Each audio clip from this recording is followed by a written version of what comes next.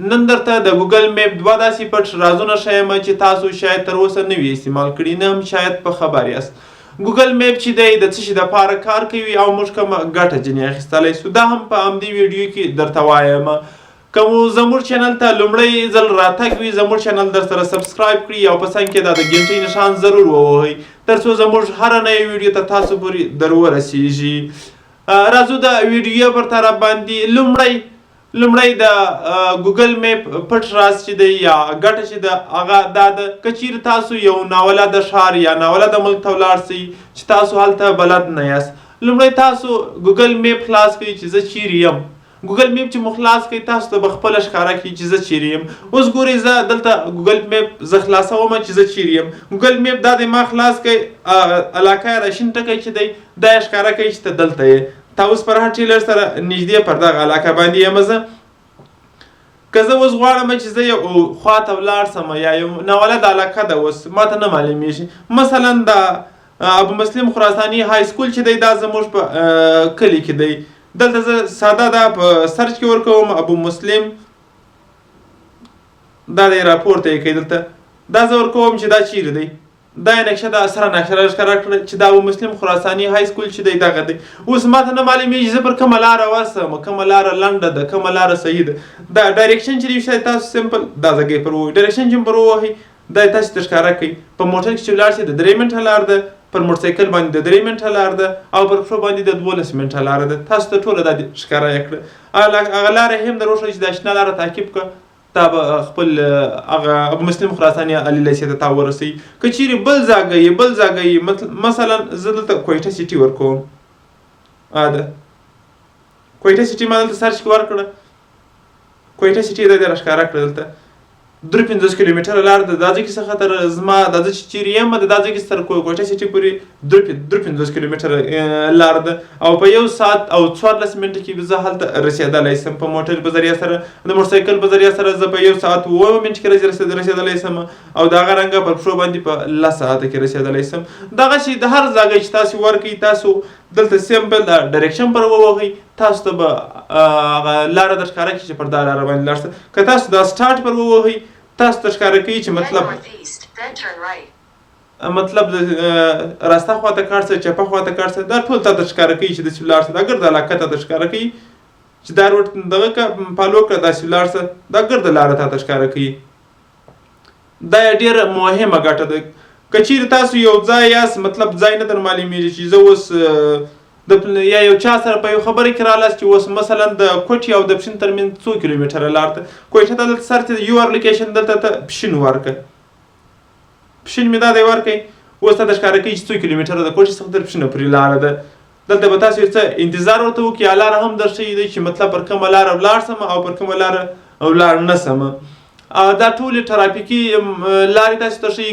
1 وی لاره مطلب ته د دې خوا ځې تا د 1 وی لاره نه درښیي، مطلب د ټرافیک د مشکل سره به هم نه مخ کېږي. که چیرې ته دا تعقیب کړې د ټرافیک د مشکل سره به ته نه مخ کېږي.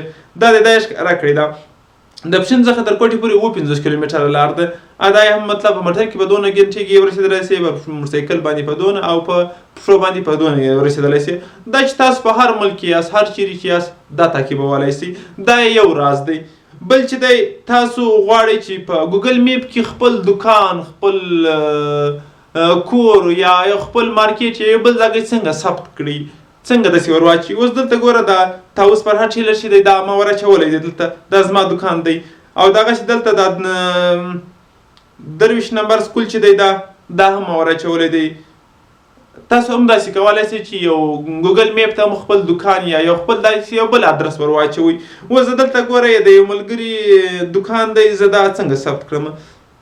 هغه چې دی پر تاسو ته به هغه علاقه معلومه یا به په هغه علاقه کې موجوده یاست. اوس زه چېرته زه یو بل ځای موجوده یم، زه دا علاقه ده را زوم کوم یې، دا ځای باندې سمپل دا ګوته ونیسه، تاسو ته به خپله دا سور نشان راوي. سور نشان چې راوي دا د دې خوا داسې ورپورته کړئ. دا دې ورپورته کړئ، دلته نوشته دی اډ میسینګ پلیس، دا نوشته دی. دا به ته پر کلیک کړئ. دا چې دې پر کلیک کړئ دلته به ته ورته انتظار سئ. دلته اډ پلیس دا دی راوي، تاسو ورته ګیر سئ چې به څه شی راوي. دلته پلیس نیم څه شی دی، دلته ریکوایر دا غواړي. دلته پلیس نیم ته ورکړه. دا چې دی ارماني ټیلرز دی، ارماني ټیلرز دا مې ورکړئ. کټګوري څه شي ده دلته؟ فوډ اینډ ډرینک دی، هوټل دی، شاپینګ دی، سرویس دی، څه شي دی دلته؟ دلته به تاسو چې هغه مطلب کور دی هر څه چې دی تاسو به هغه ځای دلته ورکړئ. دلته به زه اوس ورکړم چې دا چې دی شاپینګ دی. په شاپینګ کې څه شي دی؟ سټور دی، دکان دی، بوک سټور دی. دلته چې هر شي دی تاسو هغه خپل مقصد چې دی هغه تاسو ورکړئ. یا دلته سرچ ورکړئ. زه ټیلرز ورکوم. ټیلر دی دلته راوړئ. دا دی ټیلر مې ورکړئ. دلته چې دی هغه علاقه در ښکاره کړه. ایډیټ میپ لوکیشن چې دی دا ته باندې دلته ګوره ښه یې رانږدې کړه چې کوم ځای دی دغه ځای دی. دا باندې برابر شو. دا اوکې زه باندې اوکې چې مې پر ووهله. دلته به لاندې راشي دا سبمیټ پر ووایې. که ایډ مور ډیټیلز دغه کوئ چې مطلب څو غنټې خلاص دی، څو غنټې بند دی، د موبایل نمبر ورکوئ، ویب سایټ ورکوئ، اوپننګ ډیټ ورکوئ، ایډ بټوز ورکوئ. دلته ایډ بټوز خپل تصویران ورکوئ یا خپل د دکان تصویران ورکوئ. هر شي چې ورکوئ دلته سمپل راپورته کوئ. دلته دا ډن پر ووهه. زه اوس تصویر نه ورکوم. دلته دا سبمیټ پر ووهم. سبمیټ چې مې پر ووهه دلته سینډینګ راوړئ. دلته وایي تھینکس فار شیرینګ اینډ هیلپینګ ادرز اون ګوګل میپ.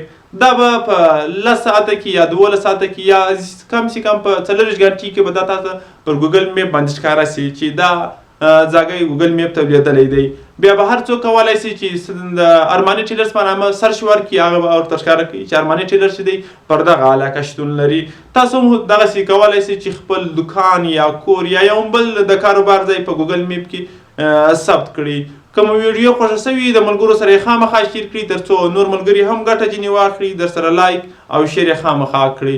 مننه.